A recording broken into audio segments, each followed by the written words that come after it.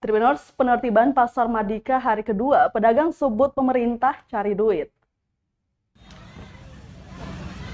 Penertiban Pasar Madika Ambon hari kedua menimbulkan reaksi kesal dari para pedagang.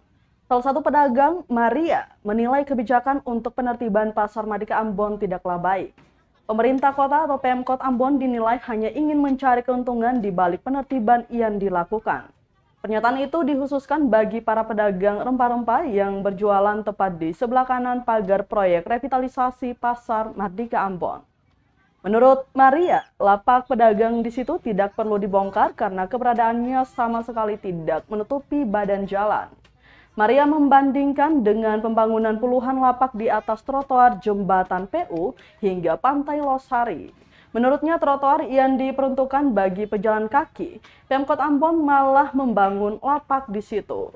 Diketahui penertiban Pasar Madika Ambon bakal berlangsung selama 4 hari, dimulai Selasa 2 Agustus 2022 kemarin hingga Jumat 5 Agustus 2022 mendatang. Ya, kita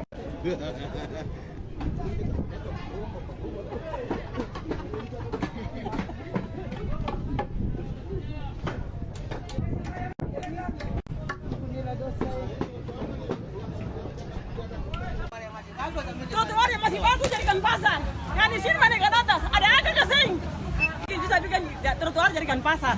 Sedangkan trotoar itu berfungsi untuk orang berjalan kaki. Kata di sini jadikan masuk ke dalam. Ada agak berpikir kesing. Pantai Losari itu terminal, trotoar jadikan pasar. Orang mau berjalan di mana? Di jalan.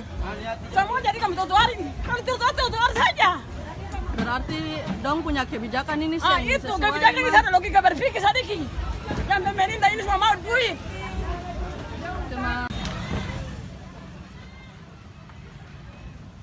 Terima kasih sudah nonton. Jangan lupa like, subscribe, dan share ya.